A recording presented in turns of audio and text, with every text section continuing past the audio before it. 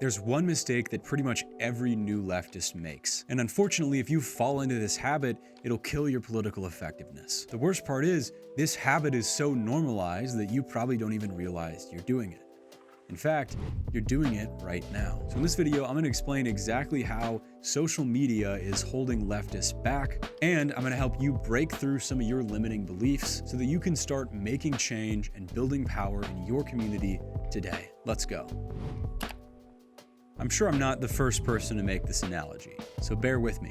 But social media is like Plato's cave. The people in the cave see 2D objects projected onto the wall, but since they've never seen the real world, they confuse those symbols with reality. I don't know about you, but when I started out on the left, my understanding of politics was totally mediated by the internet. Like the people in Plato's cave, I was grasping at shadows. Of course, I don't think the internet is intrinsically evil. I wouldn't be posting on YouTube if I didn't think it could do some good. That said, there's undeniably a danger in becoming overly invested in the realm of symbols and never confronting reality. Alan Watts once said, "The biologist does not sit with eye permanently glued to the microscope.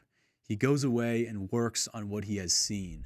If you get the message, hang up the phone." Now, when he said this, he was talking about psychedelic drugs. But in a more general sense, I think he was getting at the idea that words and concepts have no meaning on their own. They have no life.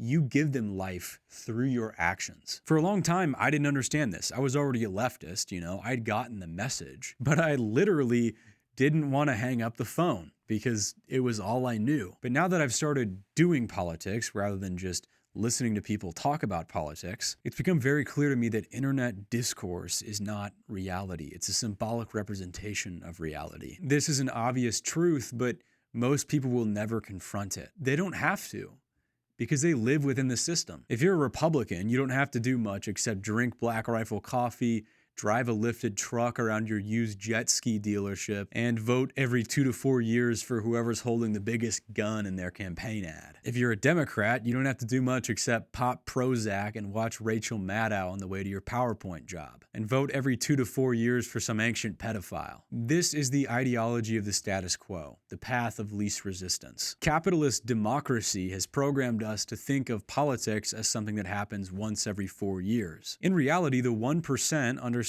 quite well that politics is a continuous process. They're constantly lobbying and strategizing to protect their power. As we speak, their think tanks and media outlets are hard at work churning out propaganda. So, if you want to challenge this capitalist machine, the machine that relies on endless war, ravaging the planet, and exploiting the labor of the 99%, in the endless pursuit of shareholder value, then I'm afraid you don't have the luxury of being passive. Because after all, if you're not trying to put your beliefs into practice, then you're not really a leftist, are you? You're just a consumer, like everyone else. The fact that you prefer woke slop rather than based slop is irrelevant.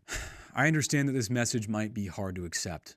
I understand I'm asking a lot of you, but I hope my words ring true, and I hope that you can see this message as inspiring rather than dispiriting, because it is. It's liberating to know that there's more to politics than internet yapping. I mean, if being a leftist just meant watching Twitch clips and hating the state of the world, I wouldn't be one, and I sure as heck wouldn't wish this ideology on anyone else. So if you're in the spot I was a couple of years ago, I'm actually really excited for you, because you haven't even scratched the surface of what's possible yet. Now, you might be thinking, oh, but Harper, I need to consume more content so I can get my thoughts together. I need to educate myself. I need to refine my beliefs. And listen, that was my excuse for a long time, but I don't buy into that line of thinking anymore, and I'll tell you why. Here's the thing, I agree. It's really important to figure out what you believe, but I'd argue it's actually pretty hard to figure out what you believe without getting engaged, without seeing what your community needs, without running campaigns, trying things, failing, learning, meeting new people, having conversations in real life. This experience will refine your thinking on a very high level, a level that you could never get to just by taking political compass quizzes and hanging out on Discord or I don't know. I've been out of the scene for a while. I don't really know what people do on the internet these days. It's impossible to appreciate just how much the internet distorts, just how much it flattens what's important and how much it exaggerates what isn't until you actually get out and start doing politics. So if you let go of that excuse for remaining on the internet, the question remains, what's holding you back? For me, if I'm being totally honest, it was fear. Getting politically involved is daunting in a lot of ways. It requires putting yourself out there and doing a lot of hard, unpaid work for an uncertain payoff that could be years or even generations in the future. I don't blame anyone for wanting to sit behind a screen. It's a lot easier. But here's the thing I didn't realize. There are also so many aspects of organizing that are deeply rewarding, even if they might be harder to quantify. For example, the other day I went to a small gathering with representatives from some of the local leftist groups in my area. And afterwards, some of us went out to lunch. Now listen, I'm a social guy, all right? I've been known to hit the town with my friends every once in a while. But as we were sitting there in this sports bar, just chatting about what we wanted for our chapter, sharing our dreams and our ambitions and our plans for what we wanted to build, I realized the relationship I have with the people in my organization is totally unique. In this life, most people have family who they love, they have friends who they have fun with, but I'd wager that most people don't have a tribe. They don't have a group of people who they come together with to work towards a shared mission. I mean, sure, we have coworkers, but they don't count. I mean, the only thing that brings you together is your need for a paycheck, and your only mission is to make money for somebody else. The fact is, camaraderie is hard to come by these days, especially among young people. By the way, if you're hearing me talk about getting involved and you want to do it, but you're not sure where to start, I made a full video breaking down my framework for getting politically active, whether you're already experienced or you're just starting out. I'll link it in the description.